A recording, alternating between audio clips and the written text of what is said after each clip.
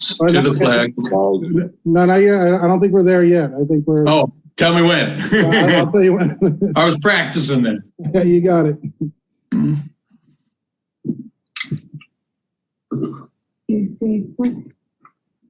All right, Chair, we do have a quorum. I don't know if you'd want to wait for just a few more minutes to see if the others join, or if you're happy, or you're welcome to get started whenever you're ready.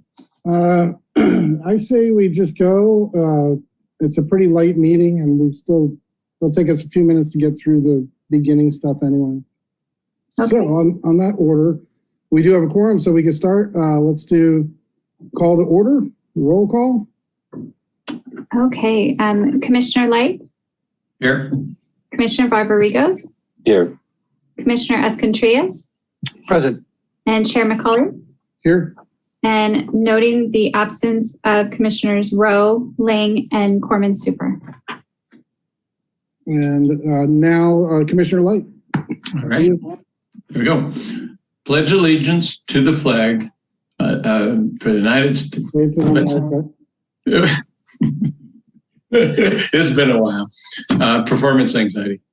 United States of America, and to the pledge allegiance to the flag of the United States of America, and to the republic for which it stands, one nation, under God, with liberty, justice, and the pursuit of happiness. Something like that. Amen. All right. Amen. Very good. So we are approve order of agenda. So has everybody looked at the agenda for this evening and are okay with the order? It's a pretty light meeting, so anybody have any questions on that? Anybody want to make a motion to approve the order of the agenda? Do we need a motion on that? Yes, we do need a motion. Does anybody, well, let's get a motion first. Anybody want to make a motion to approve the order of the agenda? I make the motion to approve the order of the agenda. Thank you, sir. Second. Thank you, sir. Does anybody oppose the motion? Okay, motion passes. Thank you. Blue folder items, is this the director's report? It is, yeah. So we did include as part of the blue folder the PowerPoint presentation, which I will go through during the director's report. Okay. So we approve that? I'm always forgetting. You should receive and file it, yes. Okay. So do we have a motion to receive and file the blue folder for this meeting? Anyone? I'll make it. Thank you, Jacob. Do we have a second? Second. Thank you, Mr. Light. And any opposed to passing the motion for the blue folder items to be filed? Motion passes. Thank you so much.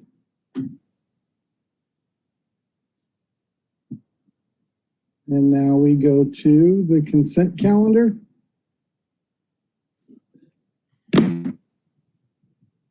Are we making a motion to accept again? As long as there's none that needs to be pulled, you can take a motion to approve all of them in bulk. Okay. Does anybody have any items in the consent calendar that they want to pull for discussion? Does anybody want to make a motion to file the consent calendar, approve the consent calendar? I'll make a motion to approve the consent calendar. Thank you, sir. Do we have a second? Second. Thank you, Commissioner Light. Anybody oppose the motion to approve the consent calendar for tonight? Awesome. The motion passes. Do we have any public participation tonight, Kelly? I'm actually going to turn that over to Michelle to confirm. We do not at the time. Thank you. Hello, Commissioner Super. How you doing? I'm good. I'm good. It's my husband's birthday, so I'm running around trying navigate a bunch of things all at once. It's a good meeting for the birthday because it doesn't seem to be going too long tonight. So we should get everybody out of here. That's excellent. So, happy birthday to the hubby. And Thank you. let's move on to there's no public participation. And is there anything from the previous agenda? There is not, Chair. Okay. Items for discussion prior to action. Is there anything? No, there isn't. Thank you, Chair. Wow, we're just zipping through everything. Does anybody have any referrals to staff? Has anybody been contacted by anybody in the community? Oh, wait, have we done the director's report? That's coming up. And Kelly's going to do a presentation in a moment. Oh, okay. I have a referral. Okay. I have some questions about from Redondo Sunset about new backstop and baseline fencing and the new equipment shed behind the backstop, as well as new bleachers and dugout benches on Pumpkin Man. So just in case, some of the commissioners aren't aware, the way Alta Vista Park works is that oh God, I'm so bad at direction. So I don't know whether it's northeast, west, I'm not sure. But at any rate, most of the fields that are Redondo Sunset AYSO fields that are sort of on the side of Alta Vista Elementary School are controlled, owned, for a lack of a better term, by the school district. And then the side that Pumpkin Man Field is on is controlled, owned, / whatever by the city of Redondo Beach. So I am, of course, only referring to the Pumpkin Man Field and everything on that side of the street of Julia. So I'm just wondering. The side with the tennis court. I'm sorry? The side with the tennis court. Yes. Yes, precisely. So there's a little bit of confusion because some of the people at Redondo Sunset believe that the city has already earmarked money for some of this, but we're not sure. And so I guess the request is just to sort of dig around and find out if there is money earmarked for that, A, and B, if there is, to sort of, there's some specific requests about what they would particularly like done in that particular area. So like I said, new backstop, baseline fencing, new equipment shed behind that backstop on that field, new bleachers, new dugout benches, and then they'd also like the backstop moved back towards the parking lot where the grass is now, so that we can fill in a little bit of dirt to enlarge the infield. And that's the specific request. I know it's very specific, but that is the request. And I believe that we've discussed some of this with Alta Vista, when we've had directors' reports in the past, but I get a little confused about because there's a lot of projects at Alta Vista. So I just wasn't sure if this was one of them that was already on the docket. So. Excellent. That's I think that's good to have an update on that because years ago we were told by John LaRock that there was going to be a new backstop and dugouts over on that side, and I would like to have an update on that as well. So that's good to hear what is planned or what needs to be planned. So thank you for bringing that up. Yeah, and then just the second thing is just to thank you because the residents here in D3 in my particular neighborhood, the toddler swing or the baby toddler swing is back, or a new one has been installed, and so I know I've been asking about that for a while. So that has been handled, and it is lovely. So thank you. And that's it. That's it for me. Anybody else have anything for staff? I have a question. Let's do Jacob first. He had his hand up first, and then we'll go to you, Commissioner Contreras. Go ahead, Jacob. I just wanted to ask, I know that Kelly had stated that she would be doing an update on the North Redondo bike path. The last meeting you stated that. Is that happening this meeting, or is that update coming another time? It is. That is something that I was going to discuss during my director's report. Okay, great. Thank you. Of course. Thank you. Go ahead, Commissioner Contreras. Yeah, I had a question concerning, I believe we had a concern about the different nonprofits or organizations that are utilizing facilities. And I think we were supposed to set a committee for that. I'd like to know what the status of that is. I'm sorry? I'm glad you brought that up. I was going to bring that up myself. So I was going to contact you outside of the meeting so that we can kind of get together on that, because it's been a board meeting or two since then. And now that now that it's the new year, I have some ideas of reaching out and stuff. So, and then I would hope that you and I can present the next meeting at least some progress report on that, where we are.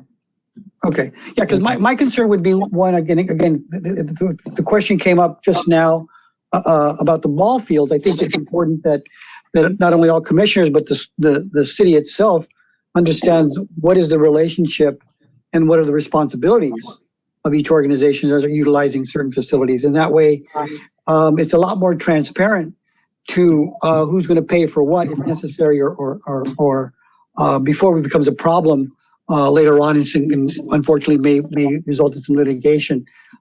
So that's a bit concerning, especially since I think you just brought up that there was some promise or some indication is that there was funding for certain things that were previously brought up by staff, which is very similarly that has occurred in the past on other locations by certain people as staff that never materialized. And the accountability, I believe, is important, because if the ball field was promised a backstop 5 years ago, we're not doing anybody any service by waiting 5 or 10 more years to try to figure that out. Okay, so I believe it's kind of important, and I would hope that that we work on this as quickly as possible, because I think it's very important, put it that way. I agree, and I would just say for where we are right now this year, it's incredibly unfortunate that there's nothing that's going to be done for this season for the players of that league because of the project that it would be. They would have to shut down that field, and they would do that during the off season. So that is where we are, but we would be hopeful, as I recall with John LaRock. I know he's no longer with the city, but the progress was supposed to be being made over the summer, but then COVID hit as well. So I'm sure that has something to do with it too. So, but I agree. I think getting information from the city side of it would be helpful at our next meeting. Commissioner, at the risk of being very rude, I will tell you the dog park was promised quite a few things the past 15 years as well by, and I'll use the term, by staff, okay? And as well, okay? So I understand, and I believe that there may be funds somewhere that you're not aware of, and I think it's imperative that we address this issue, find where, if there's any funding, and move on with this. Like I said, the dog park went out without any funding, and we were promised almost on a monthly basis for certain services and certain facilities, or certain benches and such that never materialized. Okay, so I understand what you're saying. I think it's important, especially for the ball field that's utilized by the youth, that we put aside broken promises, and that we move forward on this very quickly. I totally agree. I don't know if there's broken promises, though. I'm just trying to get more information about because it's not really even about that. The league, it's city property. And so it's city parkland. And so that's why I'm just wondering if that was part of a city upgrade, like a park upgrade or a park project. I'm just trying to get more information. I'm not trying to be. If there was, I agree with if it was promised or not is a different issue from was there funding or not. And I think I understand, and again, I'm not implying that any other commissioner is implying that either. Okay, yeah, I hear you. I'm saying again from my personal experience, there have been broken promises for other organizations within the city on city property for certain things that could have, and that's why I'm part of a little bit more bent out, if you will, was because there were a lot of promises made, either that should have been made or not should have been made. But I want to make sure that that even though there is progress at the dog park, that the ball field, if there are things that can be done, that should be done, that we are actually doing it. That's my big deal. And again, I'm not implying that anybody else is saying anything negative. If anybody is saying anything negative, it is me and only me at this point. Understood. And thank you. And Commissioner Rodriguez, thank you for being patient. Go ahead. Oh yeah, no, I was just listening to the conversation, and I recall when this was brought up to John LaRock, and I recall when they stated that they would take care of the issue with the shortstop and update that. I definitely don't think it's a broken promise. I think it's more of something that gets forgotten in the stack. And then when other voices come out and start yelling louder, and then council members reappropriate staff priorities, that's how it happens. And so it's good to have commissioners who are advocating for this aspect of recreation parks and baseball fields and soccer fields and facilities that need to be updated. Are we just asking for a report on that request? An update? Is that what we're talking about here? Yeah, exactly. That's exactly right. So yeah, I just want to sort of untangle, the web of information. Just try to figure out like what was discussed about it, because I believe it was slightly before my time on the commission. I think because I definitely recall it. Yeah, if it was within the last 4 years, I'm pretty sure I was on the commission. And that's something where you hear them say it and you just expect it to get done over time. And yet, we do find that it's helpful for us to remind and, just say where are things at, because people, I don't think it's nefarious for, these are just people on city staff that are working and prioritizing tasks. And so, but it is a big community, the sports community in Redondo Beach, and updating our facilities, not only pickleball, but baseball and so forth. So. Well, and this is a particularly unique situation as well, because like I said, part of it is owned by the city and part of it is RBUSD. So it's sort of divided, like just a street divides who's sort of responsible for what. And so I just like to kind of untangle that and just sort of get like accurate information about the whole situation over there at Alta Vista. Yeah, didn't they put in electricity? Did they do that part of it? Because that was included, I think, in the project.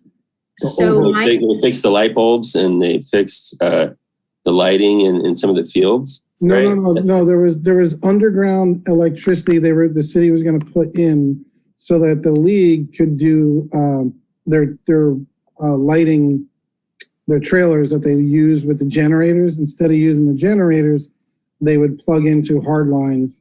And I was wondering if Commissioner Super, if you can, do you know if that part has been done? So my understanding, and I am certainly no expert, but my understanding is that yes, that was completed.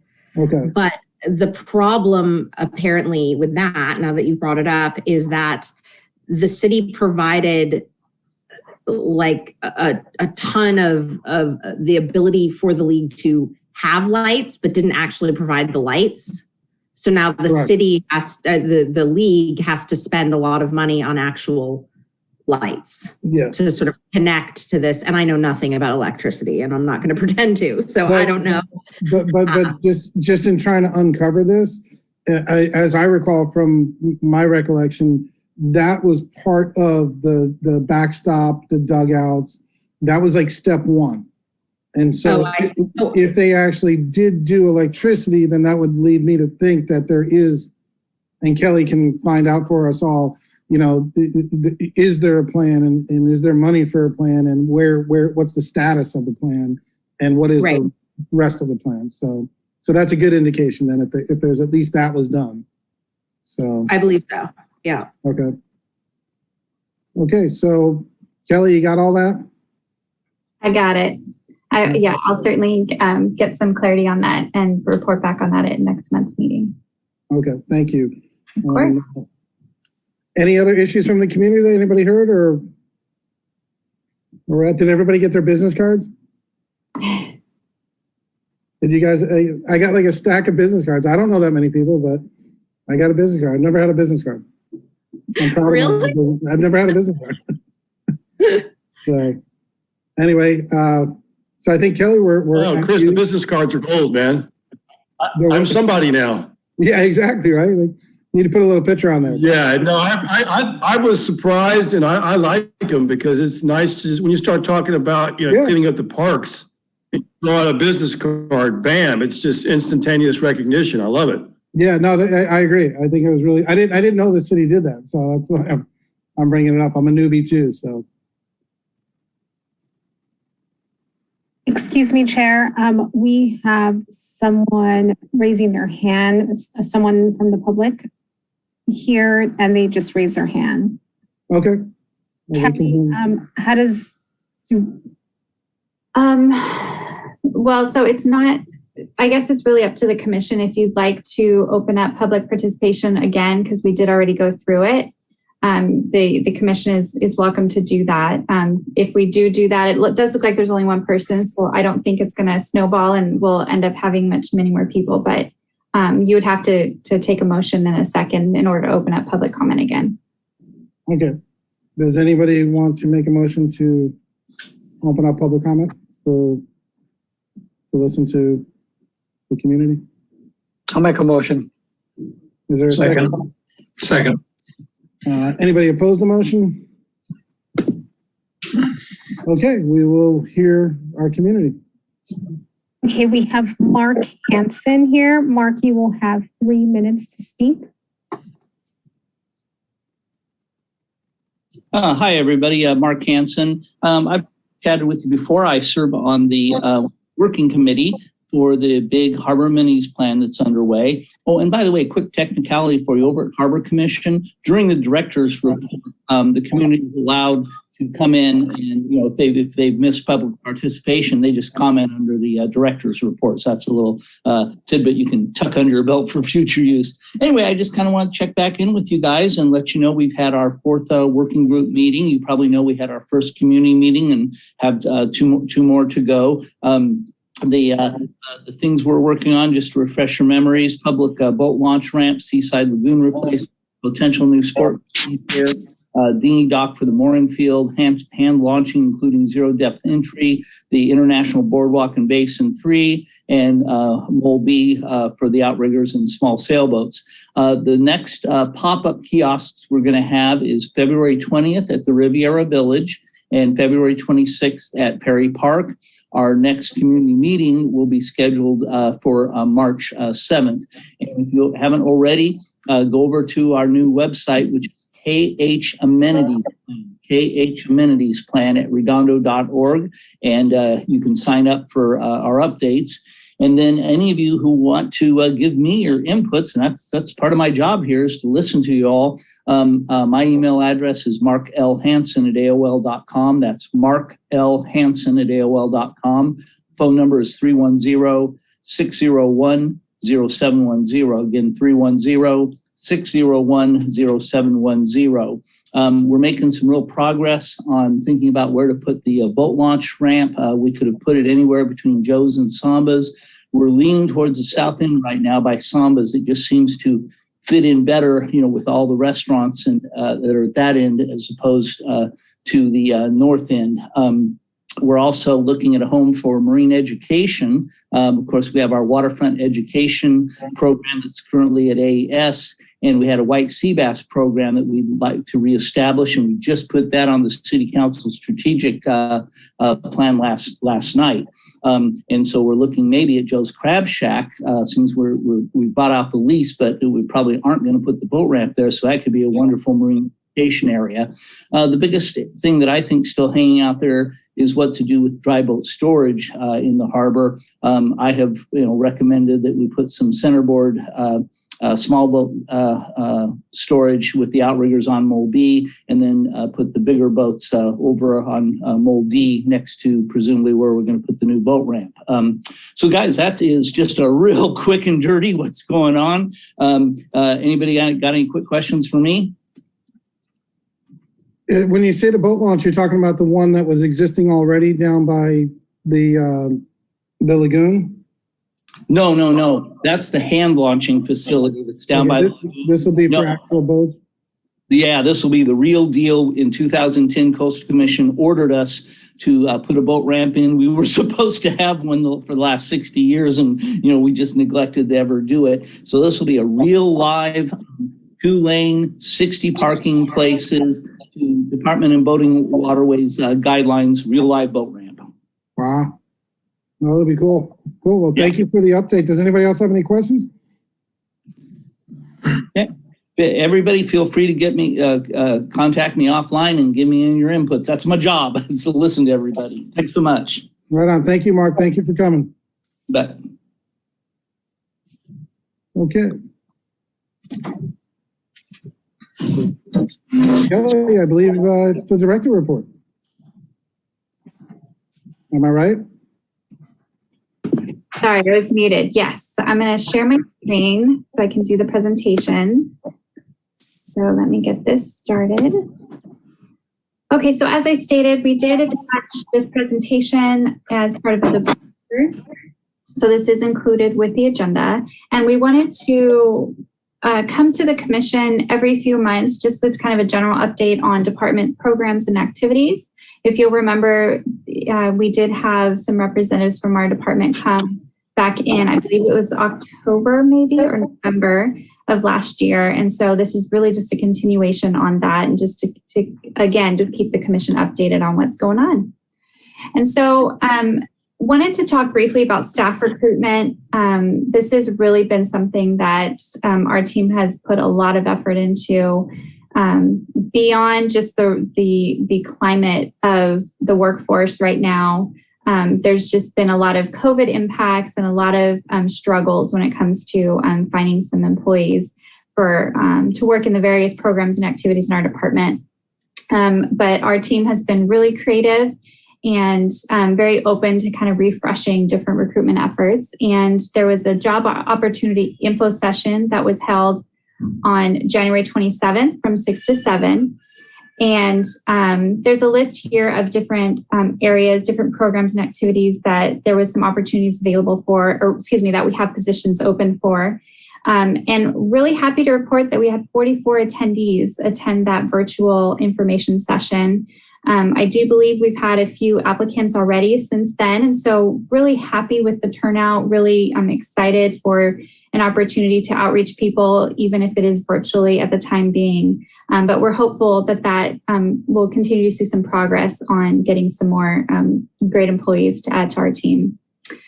I've also been looking at doing some changes to our department's social media. And in mid-December, we updated our department's Instagram page, which included a new name. We're now City of Redondo Beach, We updated our bio and created a link tree providing links to our web pages. Since then, we've had 300 additional followers, So that's really exciting news. We're really hoping to continue that progress, continue that momentum, and just increase our fellowship with that social media account. And for all of you, we certainly welcome you if you are not following us yet and are on Instagram. If you want to follow us, we're at City of RB. I briefly touched upon the COVID impacts, but wanted to talk a little bit more in detail onto that here. The recent surge certainly has impacted our recreation division. And probably the most notable here, just the two most notable that were impactful was our online senior programming was heavily impacted, specifically during the week of January 18th. But our staff really pulled together some really great programming and maintained at least one option of activities was offered daily for our seniors. So although we have throughout the past few weeks had to cancel or make some adjustments to the schedule, our team has really tried its best to at least have something for everyone and to continue some of that regularity, especially with our senior population. And then our after school program was greatly affected as well at really all sites. We had a variety of students and staff that were having to quarantine due to exposures. And most notably for the first 3 weeks of January. And Toledo After School site was closed from January 10th through the 21st, really because we just for staffing shortages because of the quarantines, as well as those who were infected with COVID. And then just a quick, the county issued an updated public health officer order. And so we did have to update once again all of our program policies and procedures at the beginning of the year on January 3rd. And so that's impactful in many ways, but just wanted to note that here. Specific to the after school playground program, just wanted to kind of give a general overview of where we are as far as that program itself. We have 30 students enrolled at 6 sites and 45 students enrolled at the other 2 sites. And that is currently at our capacity. So our capacity right now is based on a 1 to 15 staff to camper ratio. And as we can get more staff hired and into these programs, we will open up more registration because we can certainly support more children at each site. It really just comes down to maintaining that safety ratio for the program. And then looking ahead, we also have our spring break day camp, which is from April 11th through the 15th, and that will be held at the Teen Center. So keep an eye out for that for registration if you have any children in need of programming during that time. For the Historical Museum, staff has been really working diligently with some volunteers from our Historical Commission to open the museum with very limited hours. We did kind of have a soft opening this past Saturday from 2 to 4 p.m. and are hoping to get some more regularity with the opening of the museum in the coming weeks. So pictured here is the postcard book, which is specific to Redondo Beach. It really is a great compilation of the history of Redondo Beach. And we currently have that on sale at our office on Artesia Boulevard, and it's $20. And anyone can come by and pick up this book. We also, I believe, have some available at the museum. So when it does become open down the road, we will also be able to sell this at that location as well. As for senior and family services, just some really quick updates there. We are excited to announce that we have a new HVAC system installed at Perry Park Senior Center. Our online Zoom programming has continued for all of our senior programming, and we are continuing to do limited in-person programs that are taking place at a variety of programs, but at all 3 senior centers, such as bingo. We have table arts and electronics tutoring and movies, just to name a few. We also have some upcoming excursions planned. So we have the Academy Museum of Motion Pictures and Farmers Market on March 2nd, and the Poppies and Charlie Brown Farms on April 6th. We did have one scheduled for the month of February. Unfortunately, the location that the excursion was scheduled for closed down and had some restrictions due to COVID. And so we then in turn had to cancel that excursion. So fingers crossed, the numbers tend to be trending in the right direction. So hopefully that continues, and at least our March one, we'll be able to look forward to participating in that. And then with our senior program, we also try to do some monthly workshops. These are currently still being held virtually, but we had some here. There's a Smarter Than a Scammer virtual program in January. In next week, we have one for DMV for seniors so that they kind of have some general information on how to navigate the DMV process and things that they may need to accomplish when it comes to operating their vehicle and all of that. And then on March 21st, we have a workshop on the West Basin Municipal Water District. So those are the upcoming for seniors. Specific to Alta Vista, I know we talked about it a bit just a few moments ago, but currently there is a project going on there. The Alta Vista Sewer Pump Station project started earlier this week on Monday. And if any of you are down in the area, you probably saw there's some impacts to the parking and sidewalk access down there. That will be reduced in the next few days, but that project will continue for several months. And so, so we do appreciate everyone's patience with that.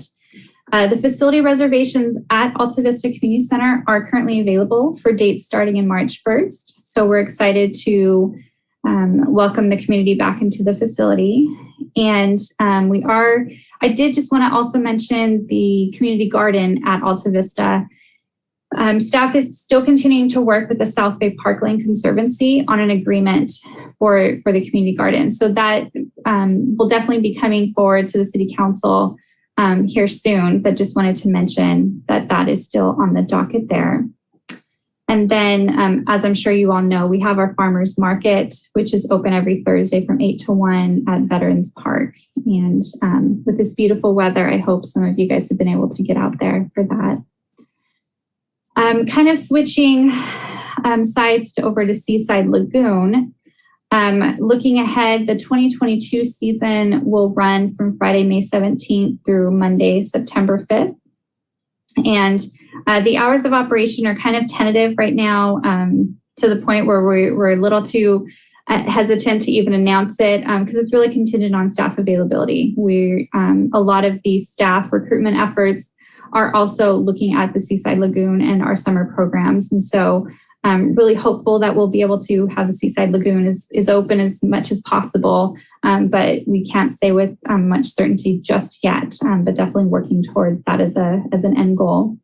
The picnic table rentals, will be allowed for small party gatherings. And then we also will be accepting large party reservations between the dates of March through October. And then just a little side note here that we are working on the RFP for the future redesign of the facility. And as we do a lot of that public outreach and through the process of that design and conceptual design of the future of the lagoon, this commission will certainly be a key player in that. And so just wanted to let you all know that we're working on the RFP, but once that is awarded and we have a consultant on board, this commission will definitely be along for the ride for that project. This will be a big effort on everyone, but we'll definitely be leaning on this commission a lot for that. Turning again over to our user pay programs, and these essentially are our contracted class programs, such as the art classes, soccer classes, all of the programs that are in our quarterly newsletter. We have our winter classes, which we're currently in our winter season, and those began towards the end of January. And we had approximately 200 classes that were offered. Really excited that we're starting to really pick up that number not post-COVID. I wish I could say it's post-COVID, but post the closure of COVID initially. So as our seasons continue to progress, we're hoping that number continues to increase as well. And then there's just a brief listing of some of the classes that we are able to offer in the winter season. And then we also are able to include an interim session, and that started February 2nd. and with the classes that will begin next week. And that includes 20 additional new classes. So again, as we start to really add more classes and activities to our program offerings, because of a lot of the uncertainty with COVID, it's actually a really exciting opportunity for us to offer an interim session so that we can still get some of these activities into some of our quarterly programs that maybe weren't able to make it for whatever reason as part of consistent with the deadlines for the regular season. So I'm happy that we're able to add 20 new classes that we didn't realize we were going to be able to when we did our programming for winter. And then we have some upcoming events. As you all know, the Super Bowl 5K and 10K out in Seaside Lagoon. And we have our compost giveaway will be at Wilderness Park, and that will be Saturday, February 26th from 8 to 12. And just as a little FYI, Wilderness Park as itself will be closed that day until 12:30. So access will only be restricted for those coming to the event. And then we have Beach Life out in Seaside Lagoon will be from May 13th through the 15th. And that facility will be closed 2 to 3 weeks prior, and then a week or so immediately following the event. So, so just be aware of that. And that concludes my report. I do see that one or some of you may have some questions. So I'm happy to answer those whenever the commission is ready to do that.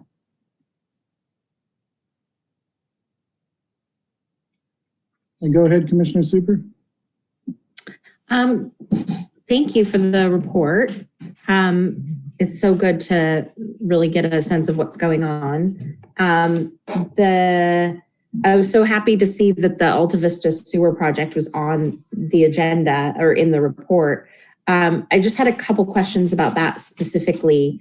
Again, I just have so many families from Redondo Sunset have been curious because it's the first week of our season about how the project will sort of impact parking on that street for the next several weeks. So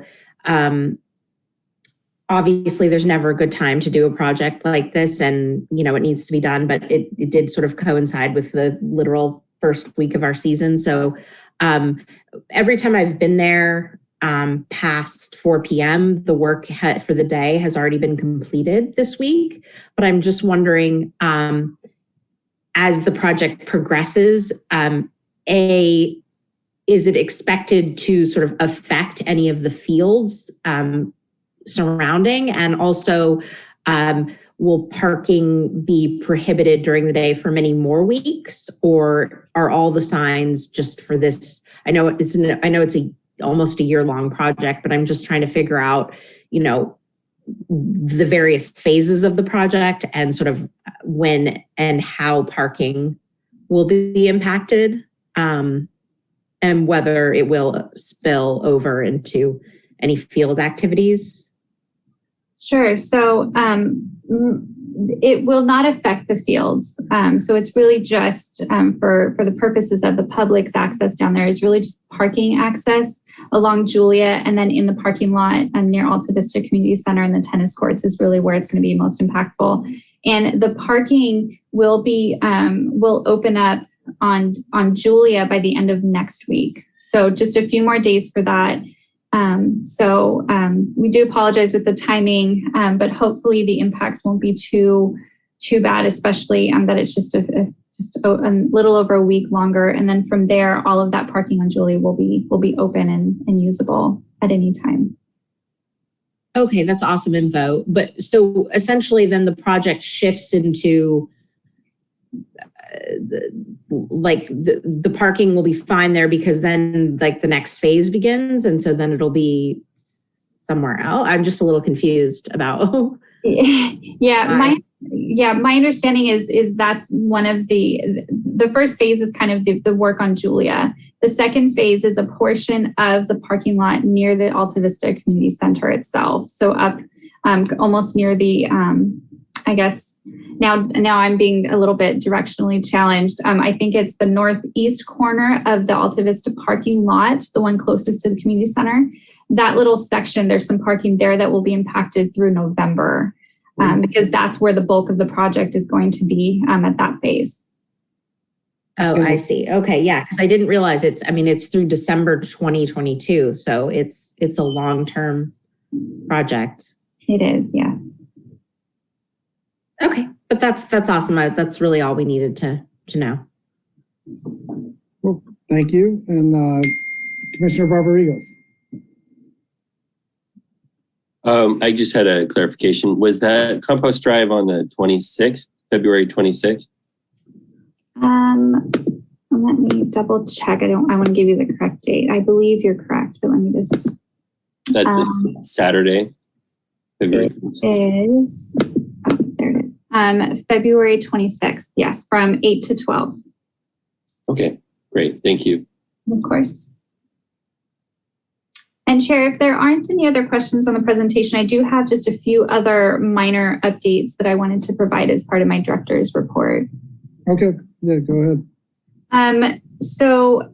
In response to Commissioner Barbarigos' question on the North Redondo Bikeway Plan, just wanted to let you know that the design of that extra bikeway that they're going to be installing, the design is completed and submitted to SCE, to Southern California Edison.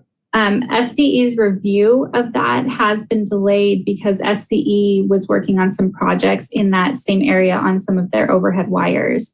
And so once that is completed, then the hope is that they will immediately turn to reviewing that project on the city side so that we can then get started on it. So there's been some progress made, but then there's a delay on SCE's side.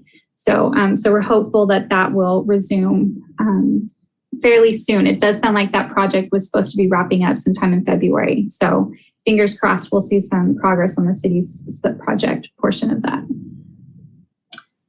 And then lastly, when it's oh, I'm sorry. Yeah, sorry, I have a comment.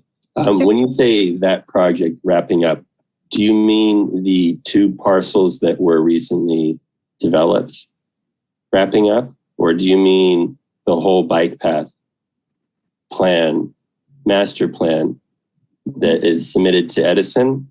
Because there's 2 separate things that I guess I'm asking about. So the one that I'm talking about is the bikeway plan that was supposed to add some additional bike pathways in some of the green space, as well as some solar lighting. And when I was referencing that project, I was referencing SCE's project. So SCE is working on a project currently on some of their overhead wires, and that we're hoping will be wrapped up sometime this month. And then from there, they'll review the city's project, which is the bike pathways in that same area. I see. So I think this is news to me. Maybe other people know about this. So the city is already submitted a plan for developing more walking paths up the full 0.8 miles of the North Redondo bike path. That's my understanding of the project. Yes. Yes. Okay. And so there's a whole design that's been submitted, and I guess has different elements to it.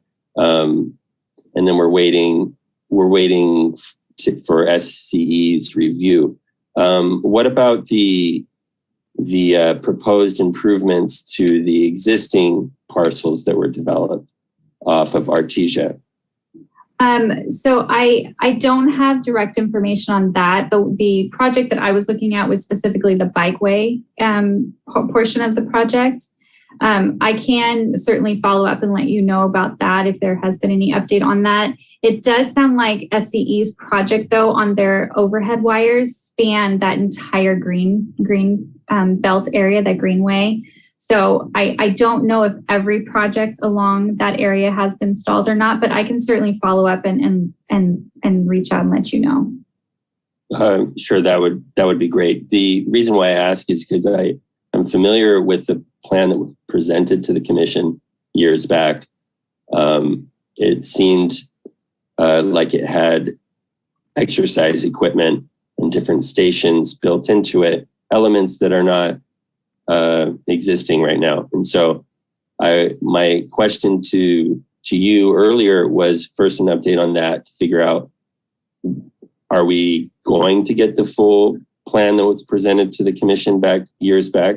Are we going to get those fitness pods installed? Is there an issue there the SE is talking about? And also, I'm curious to know who the plan is. It the same company, I guess, design company who designed these park parcels? Is that the same company who is designing the pathways up the whole bike path? So those are my questions. Okay, no problem. I can certainly follow up and get some of that and get clarity on that. Okay, thank you so much. Of course. And then the final update that I had was on the Veterans Park Community Center, excuse me. So as you know, that facility has been closed due to COVID. We as a city were drafting an RFP to have a concessionaire come into that facility and manage it as a rental hall, similar to what it had been prior to COVID. At that time, the council directed staff to do some community outreach to confirm whether or not, to confirm what that future use of the facility should be, and not just go into it as if it's just going to be a rental hall.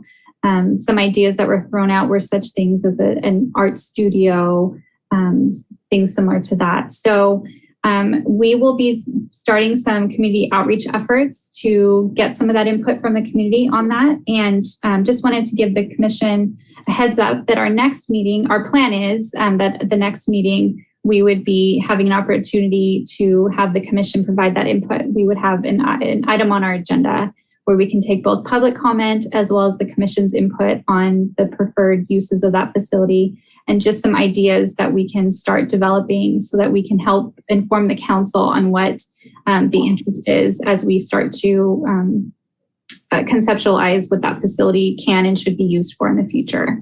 So just wanted to provide a general update on that and a heads up that we will be doing that at the upcoming meeting.